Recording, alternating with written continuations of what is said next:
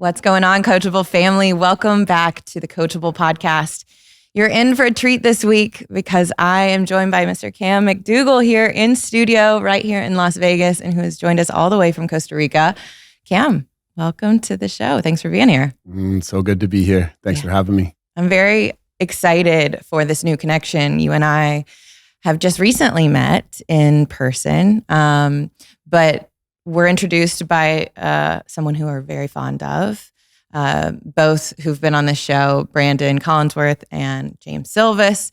So if you guys haven't listened to those episodes, they are definitely ones you want to listen to. And anytime either of them reaches out to me and says, Tori, you need to know someone, I think you'll really connect. And I think there's some codes and medicine and magic to share.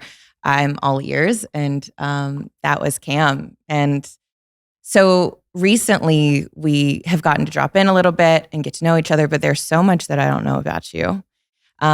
What I do know about you from my experience being in your presence so far is, and I just want to reflect this to you, is just a really strong, masculine, grounded, presence. And that is sometimes really rare to find, and it feels really amazing to be in and around your presence. So thank you for sharing some of that with me so far, and I'm excited to dive in today and get to know you a little bit better and your background and how you got into this transformational work, because although you practice this work yourself, you also teach it to other people.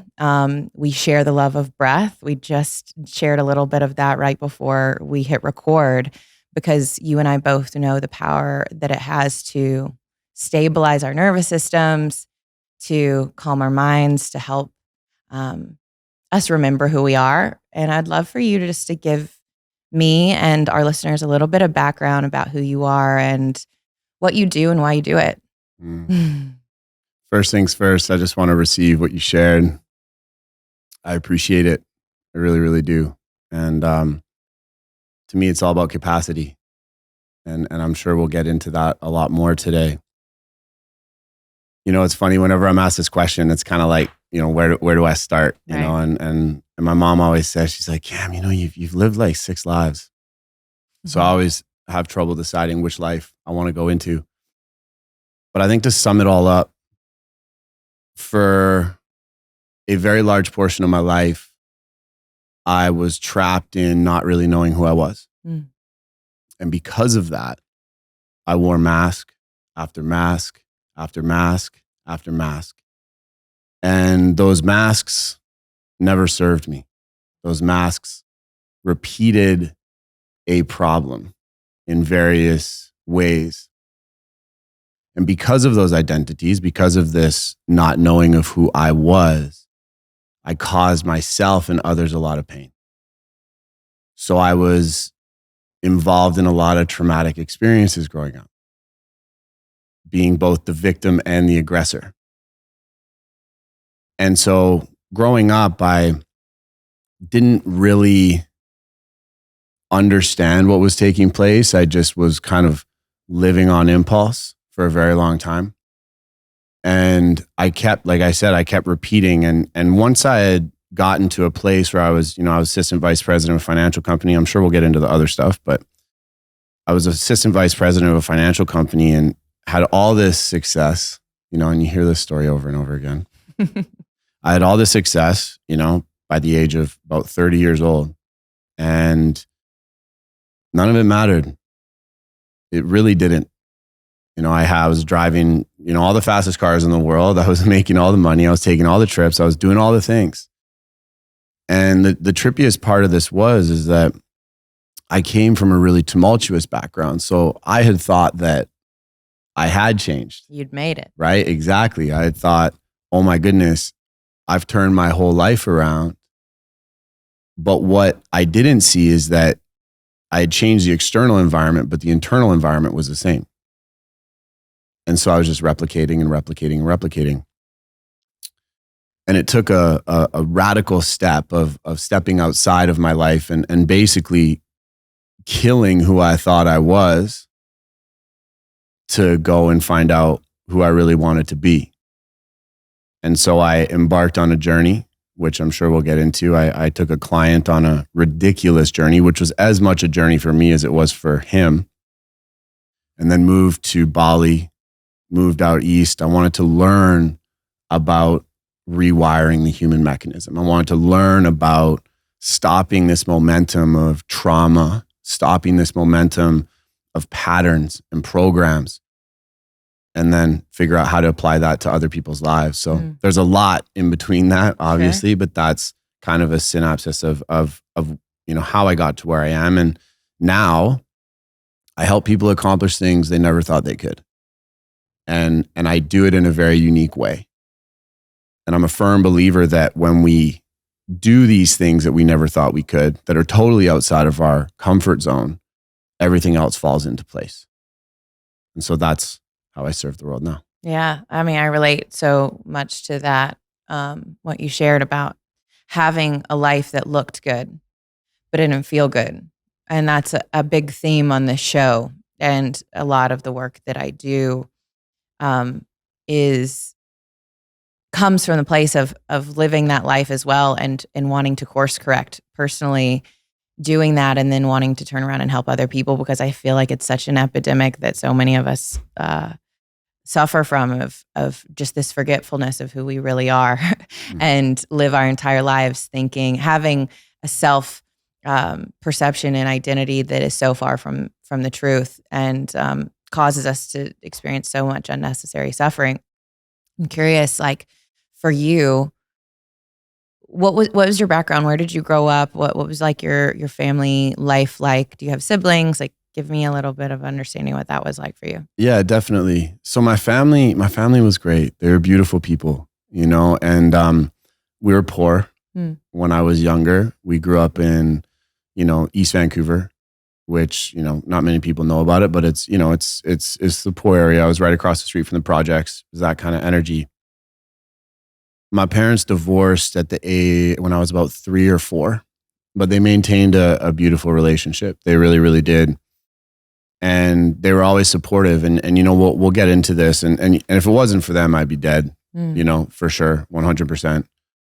But they were always there in some form, in some capacity. And they didn't really understand, the human mechanism and emotional intelligence and these various things. So they didn't really understand me. They were there, but they didn't get me.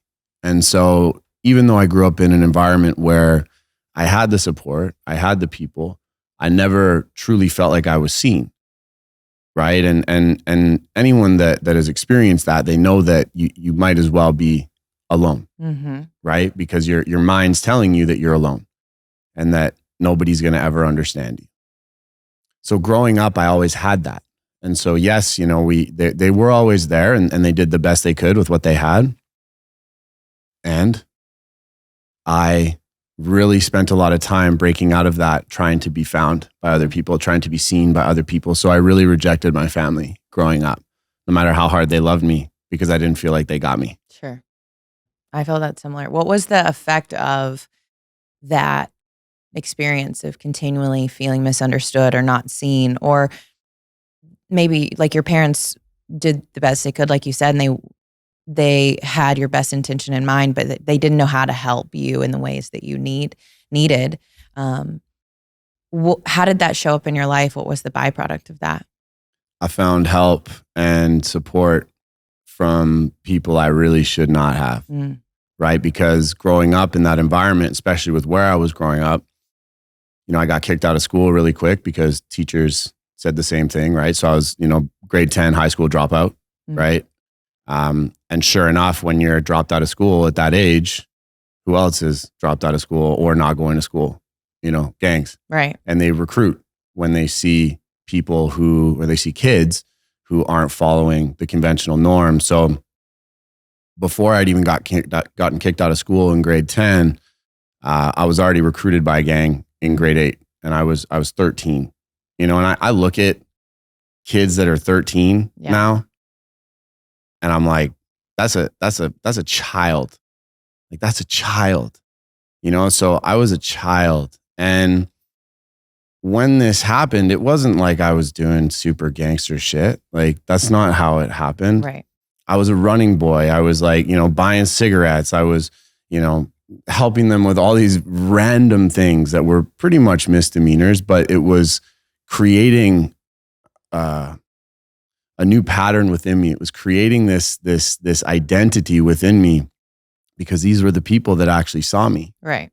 And so as they saw me, I started loving these people and I started loving their way of life.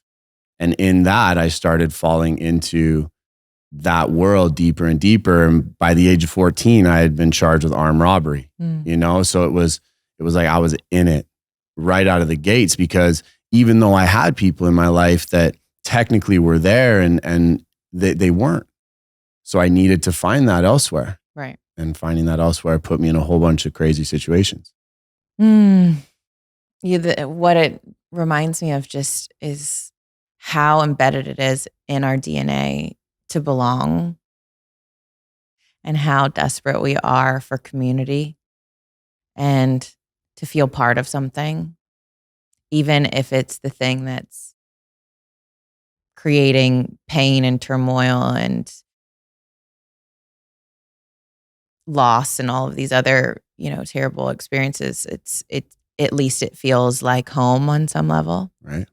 And so I really have so much compassion for that little boy that was just looking for anybody to say that you belonged there and that you were part of that. And I too, I think so many of us, everybody that listens to this show can probably relate to that in some way, of whether it's in school or through gangs or through sports or through acting or whatever they pursue. It's nice to feel like you are around people that speak your language and that you can relate to, and especially when you're growing up in an environment where you feel like no one can relate to you and no one gets it. It's something that we naturally seek out. And also just the real reality of and the pain that comes with feeling alone, and abandoned by life or by God or by family or friends or whoever that might be. And what I've realized is so much of that was abandonment of self in my own journey. And I think we'll probably get into a bit of that. And so I'm curious, like what was the awakening moment? What was the moment that said, like, things have to turn around? Like, I can't continue to walk down this path and something's got to change. I love that question. And I love asking people that question. That's where like all the juiciness is, right? So it was an evolution, right? I had a couple. But my first moment was very divine. A lot of times it's a mentor. A lot of times it's someone who pulls us out. My first moment was kind of cosmic, and it was kind of out there. So I enjoy sharing it. It's a very sacred moment to me. When I talk about it, it still gives me goosebumps. But I was living in the downtown east side of Vancouver. We had a couple apartments where we were doing all kinds of really, really bad things, right? I was probably about 20 years old. And I had a favorite Vietnamese restaurant. It's called Pho 888. It was on Hastings and Nanaimo. And I went to eat, got my food, left, got takeaway. And I was walking down the street. And I got to crosswalk. And I still don't know to this day what happened, but it was like a lightning bolt hit me right in the forehead. And bear in mind, like, I wasn't meditating. I wasn't doing breath work. I wasn't reading scripture. This was like a hood version of Cam, right? Like this was just me being, completely ridiculous. So I got hit with this, that's the only way I can describe it. Lightning bolt in the forehead. I dropped all my food and I was frozen, like completely frozen. I couldn't move. I don't know how long it lasted. All I remember is coming to, and on the left side of my body, I heard the honking of horns. And I was in the middle of the street. And so there was a whole lineup of cars. at this stop sign, and bear in mind we're in the heroin capital of North America in that sense. Like downtown East Hastings, wow, in Vancouver is one of the most densely populated drug areas in the world. So it's not very strange to see somebody standing in the middle of the street. So no one really did anything about it. But I just kind of came to and looked on the ground, and I remember seeing my smoothie, running down the concrete, and my sandwich, and I was just like, I got to get out. That's it. It was so clear. And it wasn't that it was like my conscious mind was like, no. It was like something took my body over. And I walked into the house. I gave all my cash. I gave the cars to the keys to my car. I gave everything that I owned in that world to my associate at the time. And, it was like 8 Mile, like threw the garbage bag over the shoulder, walked out the door, and I was like, I'm out, everything. And I went back to my mom's house, and I said, I'm ready to change. Will you take me back? And still to that moment, it makes me very emotional and comes with a lot of baggage. But I just said to her, I said, I'll go back to school. I'll do whatever it takes. I'm done. And sure enough, that associate door got kicked in by SWAT not too long after. And he's still very much so in that world. So had it not been for this, I call it my spiritual bitch slap, I would not be where I am today.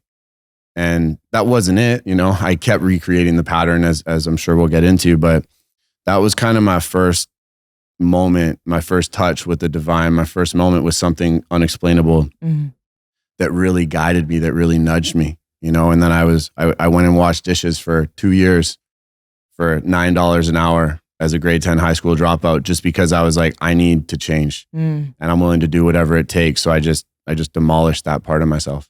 Wow. I have so much respect for anyone who can find the courage within themselves to choose a path that they've never walked down before. There have been many, many times in my life too where I come to this crossroads and it becomes very evident to me that I can continue in one direction, and it's very likely that my future will look a lot like my past. And yet that might feel familiar and might feel comfortable on some level. But it takes so much courage and surrender and willingness to say yes to the path that, as Robert Frost said, 2 paths diverged in a wood, and I took the one less traveled, and that made all the difference. I'm curious, as you said yes that day, and you're like, okay, this is going to be a choice point where I'm gonna make a change.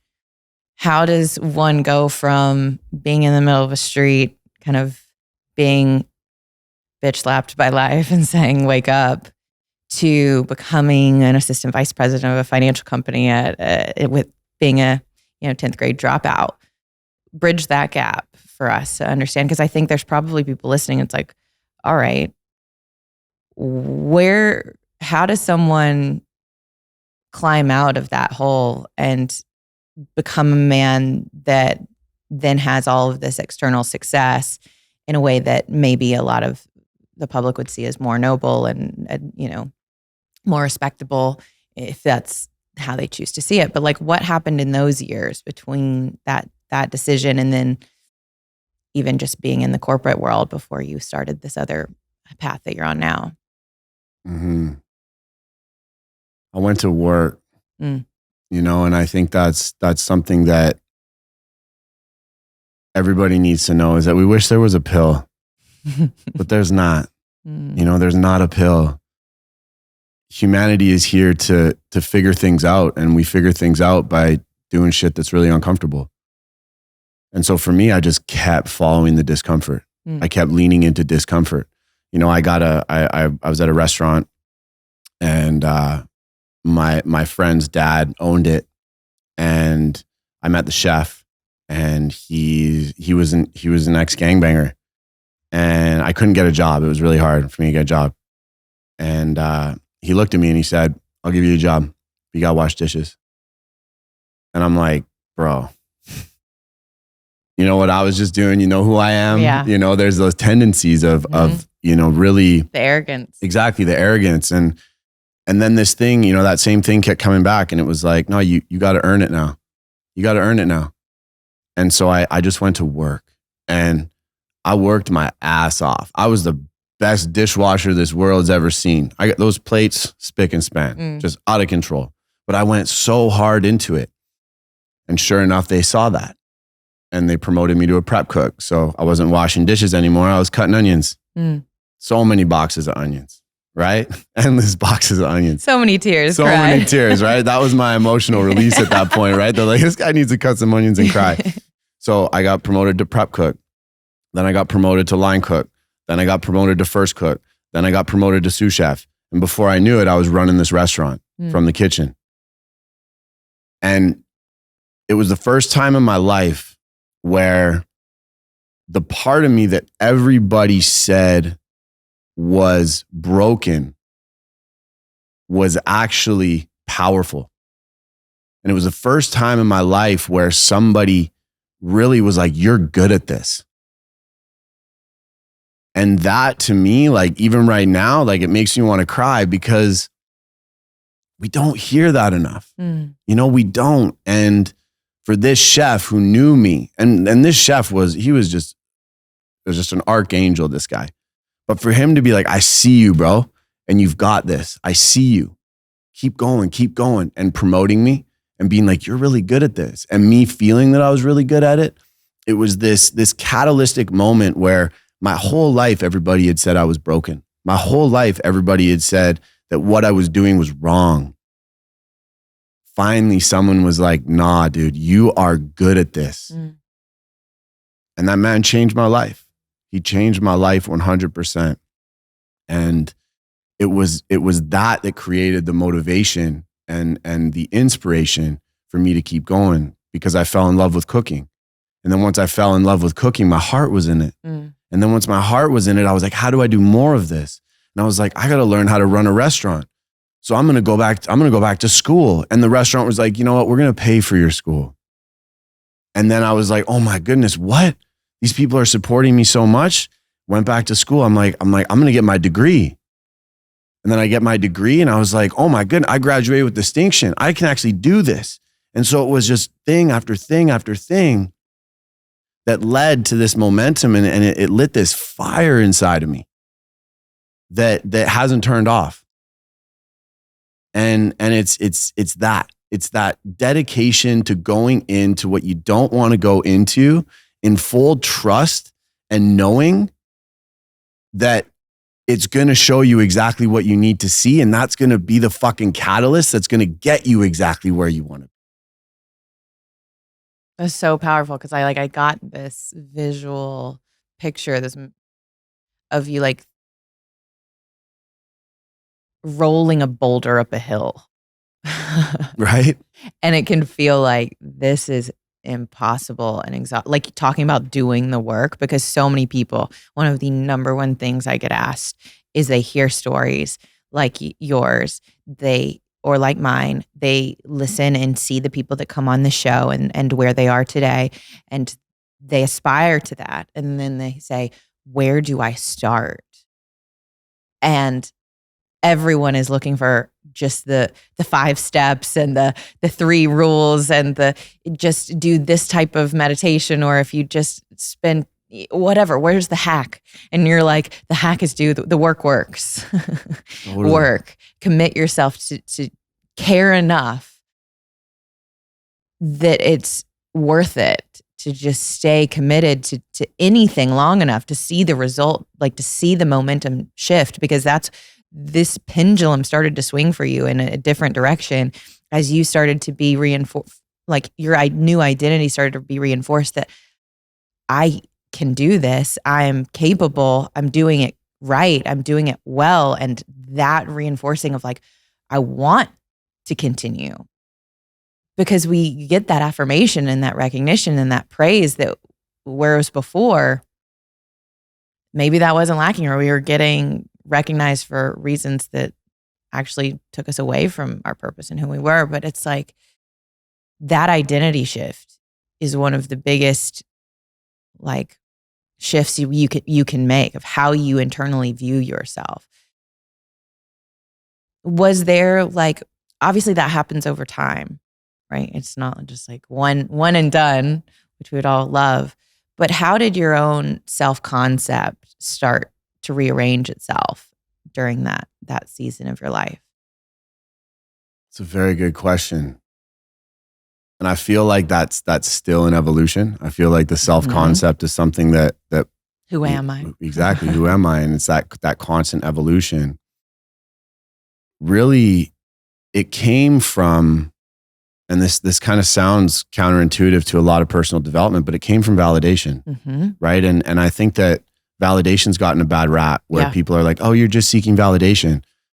But validation is how we orient ourselves, right? And so praise really supports us in knowing that we're on the path. So for me, it was really opening myself up to validation and receiving it. It's so common for us as people to deflect the good things people say about us. Yeah. And for me at a younger age to be like, no, I am that. That is true. Really started to rewire my system and rewire who I believed, who I was to believe I was, if that even makes sense. I don't even know how to say it. But almost like you borrowed their belief. Exactly. You borrow it and you use it and you embody it and then you realize that is true. Right. And I think that's kind of the first step, well, maybe second step, because you need people, you need an environment that's going to support you. If you don't have an environment that's going to support you, it's very, very challenging. Yeah. Right. I know a lot of people who are, very similar to me and they didn't make it out. And the reason being is they didn't have the right environment. But if you have the right environment and then you open up to receive feedback, you open up to receive when you're doing something that's shitty, when you open up to receive when you're doing something that's really good, you start to orient yourself in your environment.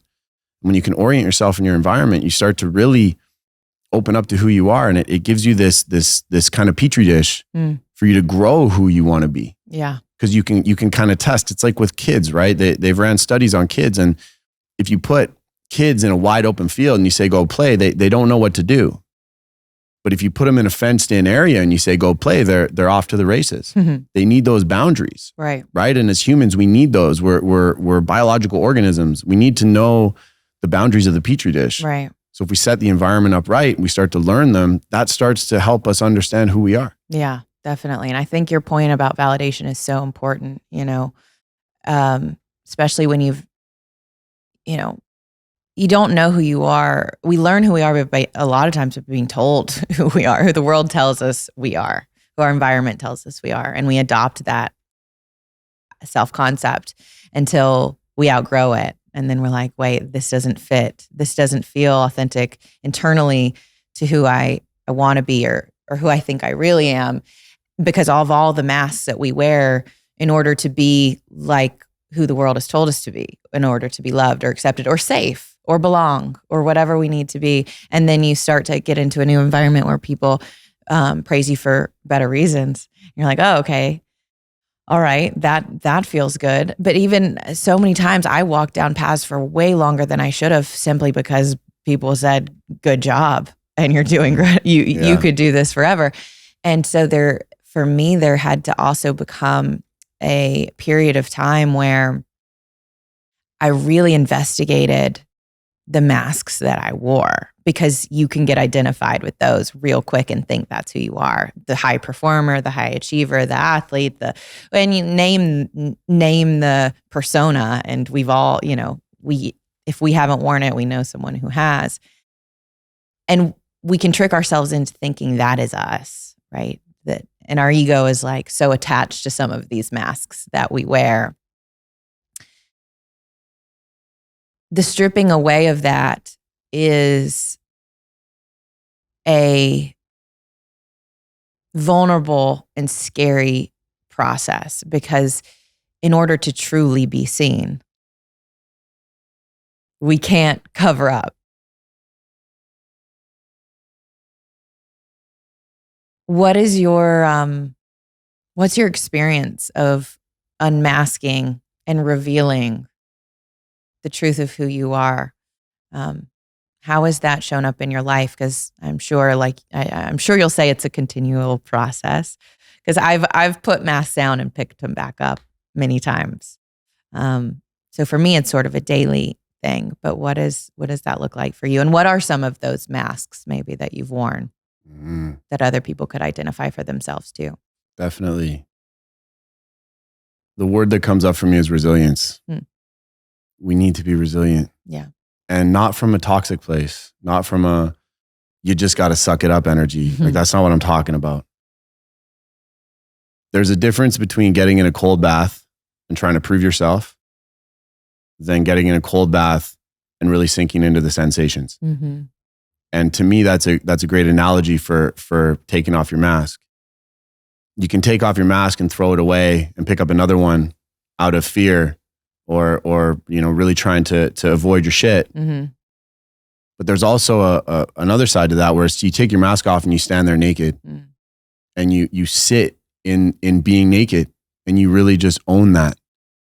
But you can't do that if you're too afraid, or you can't do that if you care too much about what other people think. You have to be able to stand there and bear it all and sit in it.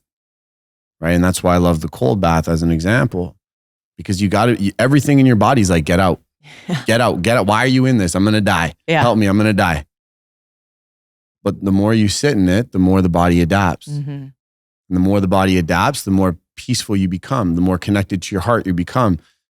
And the kind of masochistic part of this is that you actually start liking it.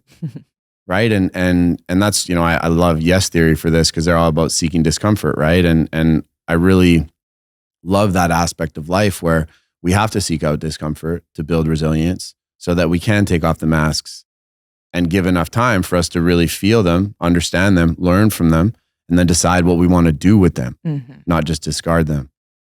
And so for me, I did this with the mask of the broken child.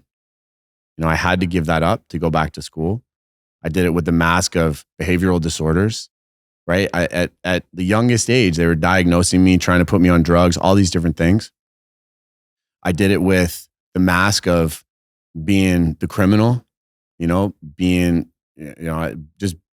the bad boy, the menace to society. Right. I did it with being the athlete. I've done it with being the businessman. I've done it with being the fiance.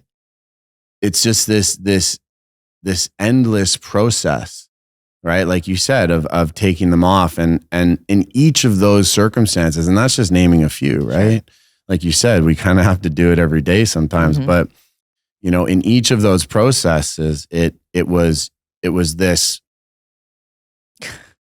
I don't want to do this, right? It was that this is a part of who I am. And that's wrong. It's a part of what made you who you are. But it's like a snake, right? That snake sheds its skin, moves on, sheds its skin, moves on. And I think that's a really important piece. It's like we take the mask off, we love the mask, we honor the mask, we show that mask love, we thank it for where it got us, and then we put it to rest, and we stand naked without that mask, and in that discomfort, we find out who we are. Right. Well, and that's the question, right? And I think it brings us back to that primary, necessary, bold question that will change your life if you're willing to sit with it, which is, who am I? Who am I without my titles? Who am I without my masks? And who would I be if I couldn't do the thing that I'm good at? Because even as you reorient and you create a new self-concept and you start to create a new life and reality for yourself, and now you are the graduate, now you are the head chef, now you are running the restaurant and you're the VP of, this company, or now you're the coach, the podcaster, whatever, and you're being completely consumed and reinforced that you're so good at this, and you are, right? And someone asked me recently, I heard this said, it was like, who would you be if you couldn't do the thing that you're good at? And how that instantly strips us bare of the things that we clothe ourselves with and mask ourselves, like, and guard and defend against this idea of potentially not being good enough without all of it. Because isn't that what we're afraid of? Isn't that what we're running from? I mean, in your experience, I know that's what it was for me. It's just like that I'm not valuable or lovable or worth shit if I'm not good, or if I'm not achieving, or if I'm not the best. Yeah. And that still makes me like want to crawl out of my skin. For sure. Yeah. For sure. Yeah, I resonate with that a lot. And it's become this kind of obsession of mine to really understand, how we stay motivated, knowing what we know, right? Because there's a part of us that goes into this, well, I need to learn that I'm good just as I am. Right. And I enjoy creating. I enjoy building. I enjoy seeing the fruits of my labor. So it's this perpetual dance. And I always use mountain climbing as an analogy for myself on this, because I love mountaineering. I love climbing mountains. It's all about having summits, but you don't care if you touch it or not. And I was listening to Jordan Peterson talk recently, and he was talking about sustained levels of heightened emotion come from having a target. But you can't identify with your ability to hit it. It's like you set that target, you go for it, and it's almost like you use that to experience life in this beautiful way. And so I really resonate with what you're saying in the sense, and I'm going to add to it. I think we can healthily chase the things that we really want to chase and use validation to make sure we're hitting these milestones. Sure. And we can't be attached to it. Right. Right. It's that like non-attachment. And in my opinion, that's how I dance between acceptance and success. Mm-hmm. Because it's the prerequisite of achieving the end result that we get attached to. And if we don't achieve the result, then that means something about who we are. And it's like, no, I pursue the thing for the sake of the process of getting better and experiencing what I'm actually capable of, as opposed to reaching a summit for the sake of saying that I reached a summit and thinking that in so doing that, I will feel something about myself that I don't have within me already. Mm-hmm. Yeah. I know that you and one of your clients went on a 38-day expedition.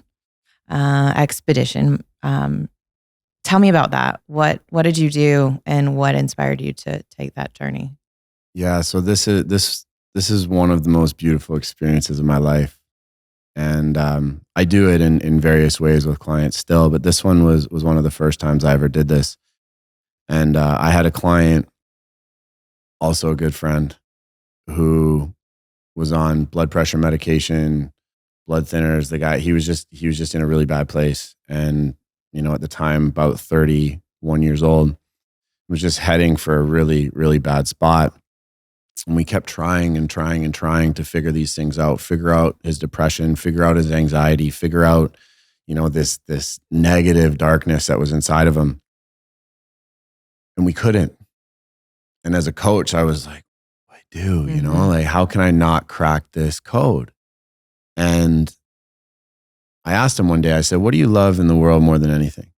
He said, mountain biking. And I said, okay, how often do you do that now? Rarely. I said, okay, we're going to pick a goal for you, a mountain biking goal. And we're going to make that the focal point of our work. And so he's like, that sounds really cool. So sure enough, I asked him, I'm like, okay, well, do you know of anything, like what would be a goal for you in that sense? And he says, okay, there's this trail from Banff, Alberta to the US that I've always wanted to ride. Take me about 3 to 4 days. He said, I've always wanted to do it. Never thought I'd been able to. And I was like, cool. What's the trail called? looks at me, he says, the Great Divide. And I'm like, 3 to 4 days, like that's a long bike ride, but not worthy of a name like the Great Divide. How long is the trail really? And he said, oh, well, it's just a section of the longest mountain bike route in the world from Banff to Mexico. And so I looked at him and I'm like, you're going to do the whole thing and I'm going to come with you. And he looked at me and he's like, you know, he had a multi-million-dollar business. He's, you know, he was trying to conceive with his wife at the time. Like there were so many things. And he's like, there's no fucking way I can do this. And then I looked at him, I'm like, we're doing it. And you can do this. And in that, he was like, okay, I need to think about this. So sure enough, I let him go off, do his thing. 3 days later, he messaged me, he says, I'm in. And that moment, we went live on all of our platforms. We're like, this is what we're doing. We're going to do it. Boom, committing to it. And we're going to do it in under 45 days. Takes most people 2.5 months. And sure enough, we got to work. We spent a year working on this project. We got sponsorship by GoPro. We got sponsorship by Mountain Equipment Co-op. We got all of these really cool institutions on board. And then what we also did is we connected to an association called the Take a Hike Foundation that helps at-risk youth go into nature to learn about school so that they don't drop out. And so we went and we'd do talks to the kids. We'd work with the kids. We'd go on expeditions with the kids. We'd do all these cool things. So not only did he pick this massive goal that he never thought he could do, we also connected it to something that lit him up. And so not only was he riding for himself, but he was riding for all these kids now. And over the course of 38 days, we smashed it. And on day 4, he crumbled on the street because he had shattered his knee about 3 years back, falling down a stairwell, and it just blew up everything in his knee. His whole idea was that his knee would prevent him from ever doing this. Day 4, he collapsed. I remember we were in Montana. He collapsed, and he was like laying on the ground, looking up at me, crying, and he's like, "I can't do this. I can't do this." And I just looked at him and I was like, you can fucking do this. Draft me, right? So in cycling, when you draft, you go behind him, right? So that there's not the wind pressure. Got it. Drafted me for about 3 days. And then after those 3 days, he just took off. He took off like a bat out of hell. By the end of this ride, he was crushing me. He was just on this tip that was, I've never witnessed it in a human before. And sure enough, we finished in 38 days under our 45-day goal. And when he got to the end, he had a pain in his side for the last couple of days. And he was like, man, this pain's really bugging me. I wonder if I have a hernia or something. So sure enough, we pack up, big celebration. You know, we part ways. He goes home, goes to the doctor, gets a scan, has a tumor on his kidney. They find the tumor, take it out. After they take it out, they say, if you hadn't lost this weight and done what you did, you'd be dead because we wouldn't have found it. It was in that commitment that his whole life was saved.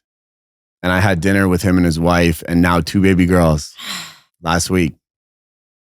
And his wife came up to me and she's like, you saved my husband's life with that ride. And he's such a dear friend. And I remember they were trying to have kids and it was such a challenging time for them. And now just seeing these little girls running around, seeing the confidence he has, seeing the power that he has, seeing just this dedication to being the best dad, to being the best businessman, to like building businesses that support people now. It unlocked something in him that was just, it was superhuman. You know, it was so powerful. Yeah. I feel that. And I want that for people, you know, that tangible shift. And it's what's crazy is that I'm like watching you tell this story and how you've become the man that speaks into other people's lives, that tells them that they can do it and that they're doing something right and that they're good at it. And you have replaced, you know, you've become the guy that saved your life in so many ways. Yeah. And it's just palpable and tangible and so like substantive. And I want that. Like, that's my heartbeat for the show, is like, I want people to experience that kind of transformation where they go from a world in which they only see why they can't and all of their limitations and why the world is hard and working against them, and be able to bridge the great divide and to make it to the other side where they see a world in which is one they contribute to and want to live in, and they look out and see all the ways that life is for them and working for them and why they can. And for me, in the work that I do, I say that that's what it truly means to move in the game of life from defense to offense. That's the great divide. Yes. And most people spend their whole lives on the other side of that. I feel that. I feel that so much. And I feel your passion for it as well. I really do. I always go back to there's this video, and it shows a cup. And what they do is they pour a bunch of fleas in this cup. And the fleas are, jumping out of the cup. And all this chaos is happening. And they put a top on the cup for 3 days. And then they take the top off the cup.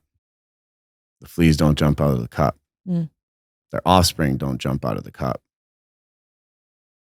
As humans, I'm a firm believer that there's been a top put on our cup. And we don't actually know the power that we have. But when we find it, you're unstoppable, completely unstoppable. And there's nothing that can get in your way. And it's not from this place of like, do it more, be hard. It's not that. It's from this place of knowing. It's from a softness that directs power. And I think that's the magic that we carry as humans, that we've been, I don't want to say programmed, because that's going to incite some different ideas in people, but we've been influenced away from that knowing. And I think for people like us, it's our mission to remind people of that knowing and to unlock that and to show them how high they can really jump out of that cup. Yeah. Yeah, because when you're born into a cup with a lid, you don't even know that it's possible to take that off. That's all you've ever known. Yeah. Until you encounter someone like you, or hopefully, a piece of content like this that maybe for the first time is the thing that tells somebody like, that's something that can be removed. Yeah. And it doesn't have to be the world you live in this small, confined space. And when you start to become aware of that, there is a grieving process, because you realize how much of your life was spent thinking that that was all there was. And then there becomes this, for me, this fire to explore and this desire to go out and see what's really possible. I'm curious, because you, as a coach now, you work with a lot of high achievers, a lot of people with great success in business and entrepreneurship. And you use a method called the Embodiment method to really guide business owners towards achieving extraordinary results in their life, really jumping out of the cup, if you will. What is the Embodiment method? Why is that your way, your process, and why does it seem to work? Definitely. So I call it the embodiment with an IN, because it's all about what you do with your body. Over my journey, I've had these very distinct evolutions. And when I look back on it, I saw that there were these 5 areas that were related to the koshas, so it's not, it's pretty much ancient wisdom that I'm using. So I'll by no means take credit for it. But the first part of it is forging the physical body. You got to have a healthy vessel. You got to have a vessel that can carry you through. And anyone that's gotten sick knows this. The moment you get sick, nothing else matters. Right. right? The physical body is everything.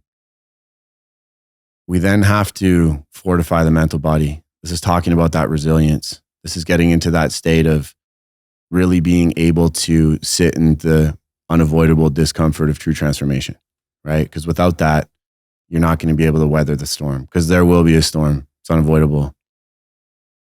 Then we look at the energetic body. You got to have the vision and the focus and the clarity on where you want to go, and you got to be able to feel like you've gotten there, right? It's that law of manifestation. It's that become it, and it will attract, Appear. right? It will appear, exactly.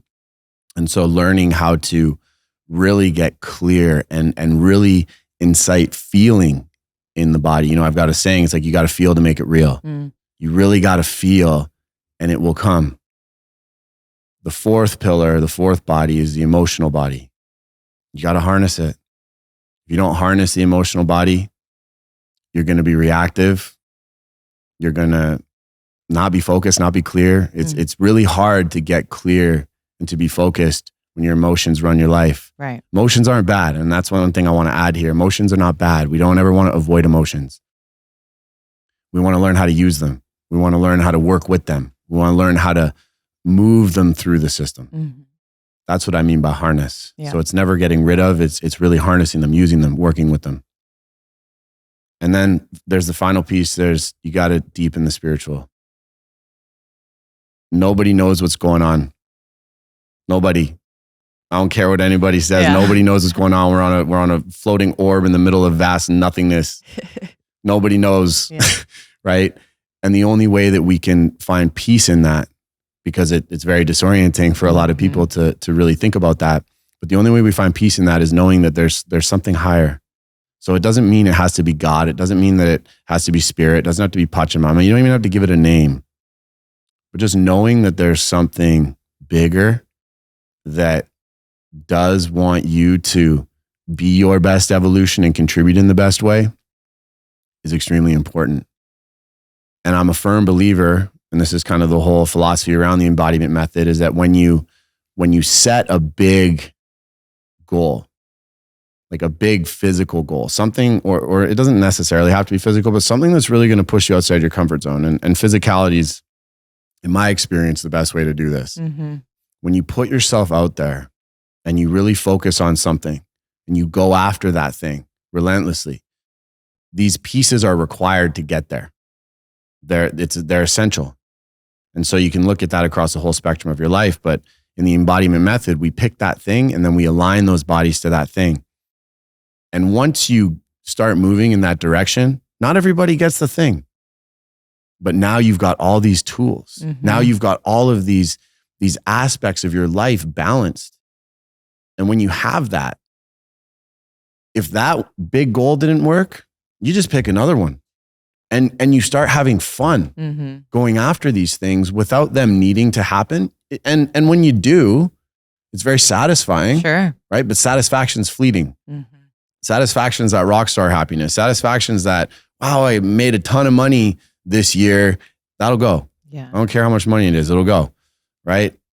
So then we make another one. And we get into this state of playing with life. And the goals change, from client to client. It's very different depending on the person. Right. Right? You don't have to go ride from Banff to Mexico, right? That's very aggressive, right? That's no joke. Yeah. But for some people, it's a hike, right? For some people whose bodies are in such a challenging space, it could be a day hike up a mountain that you train for a whole year, right? It's all relative, and it doesn't have to be this grandiose thing as long as it's that relative push based on where you are. Yeah. I love that approach. I love that perspective. And it's like the process of who you become in the process of pursuing that thing. And I'm curious, who are you becoming? What is the big goal that you're currently pursuing personally?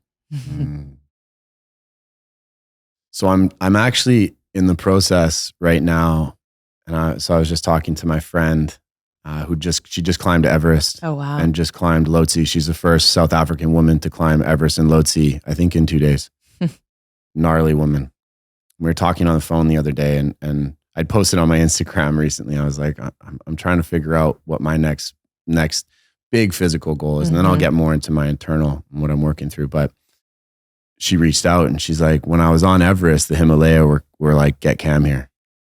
And I was like, well, let me tune in, like, let me see if I'm feeling called. Feel into this. And, I've been a mountaineer for a very long time. And, the Himalaya has been calling me for a long time. So we're exploring that. We're exploring what that could look like. And so there's a possibility that I would never go to Everest because to me, it's a commercialized mountain now. People climb it 'cause it's the tallest. To me, I don't really care about that. I care more about the experience and my challenge getting up a mountain. And there's a lot of very high mountains in the Himalaya that will give me that other people won't be on. Sure. So that's starting to brew, right? That's starting to brew. But right now, my big one is really just de-weeding all of these aspects of myself that prevent me from really showing up how I want to show up. And, I think the important thing, and I always like to humanize us as well on these shows is we still go through it, and I meet clients and they're like, oh my God, how do I get to a place where I've got it all figured out? I'm like, I got nothing figured out. I'm like, I'm just a book ahead of you. Yeah. We're on the same journey. And for me right now, it's really leaning into this like unapologetic side of myself, because when I was younger, I got imprisoned for being who I was. Mm-hmm. And there's a lot of trauma there. And so I've worked through that trauma and I'm still am. But there's parts of me that still hold back because I'm afraid that society won't accept it, that I'll be too much, that, it'll make people uncomfortable, that I'll hurt somebody, right? Mm-hmm. Those are the stories. Mm-hmm.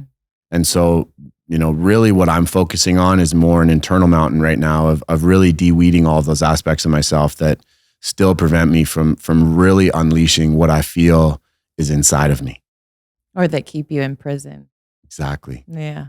It sounds like, it's like that's the journey of like, that we are all on, whether we've actually had that experience like you have or not. It's like, that's what's required to experience true freedom. Right.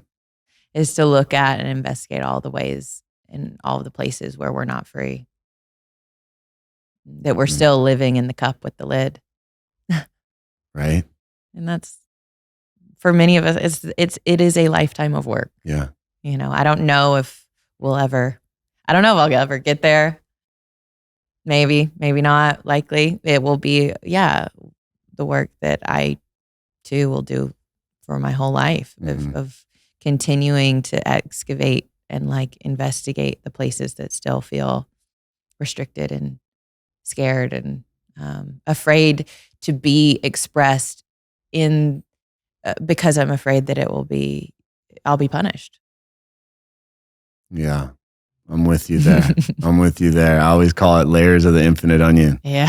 It's just you're moving through and they make you cry. Mm-hmm. They make you cry. Back to the onion, man. And I'm telling you, it's that cooking experience was definitely life-changing, influenced all my verbiage too. Mm-hmm.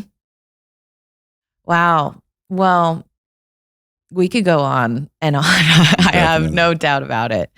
I guess what I want you to share with people now, I know you have your own podcast that you run.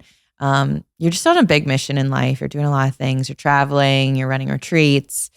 The thing I love about this show is that the people that listen to it resonate with different people's stories. And sometimes when you hear someone speak, it just becomes really evident quickly that is somebody that they want to get close to, somebody that they need to surround themselves with or find, learn from potentially.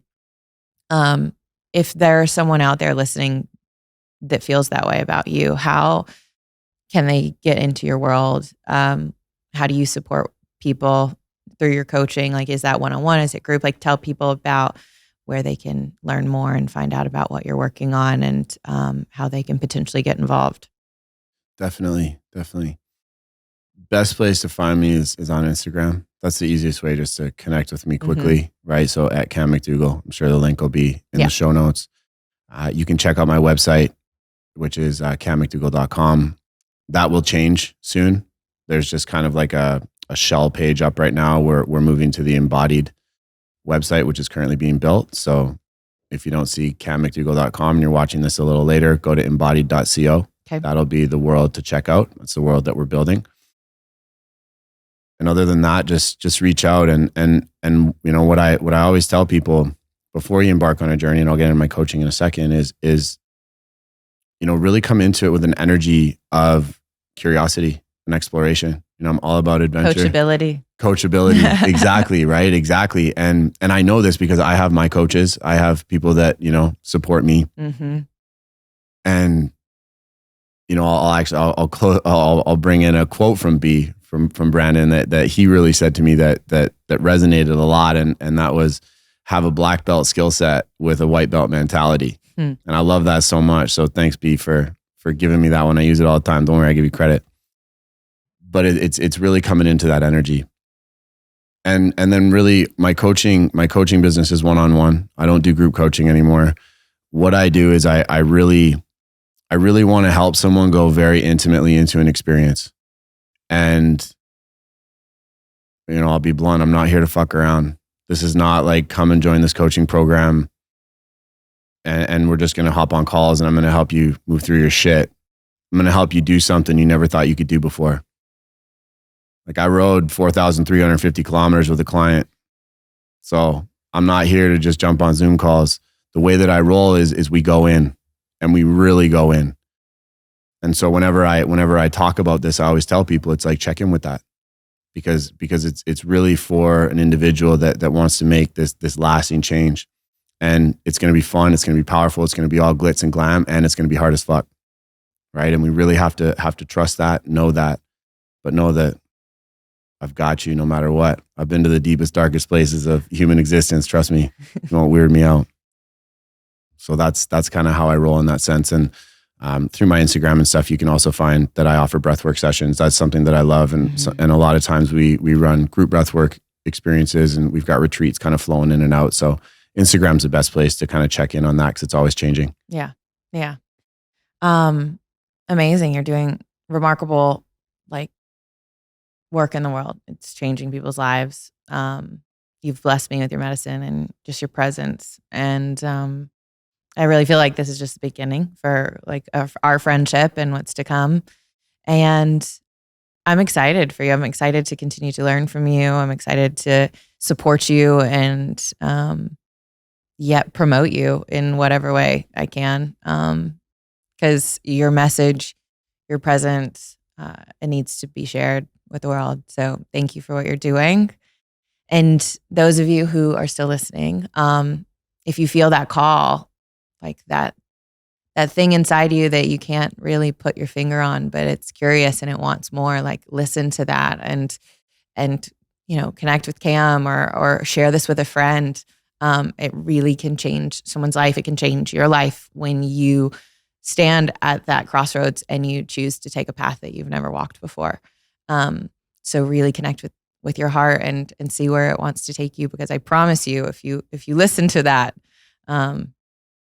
it won't lead you astray. So when you do listen to the show, I hope that you don't just listen to the words and the information, but you really apply it. You get to work, you commit to your own journey of taking the lid and the limitations off of your life so that you can experience true freedom. Because that's what this show exists for, because we want you to have a life that feels as good as it looks, because you can spend so much time and energy crafting and curating a life that looks good. But what is the point if it doesn't feel good?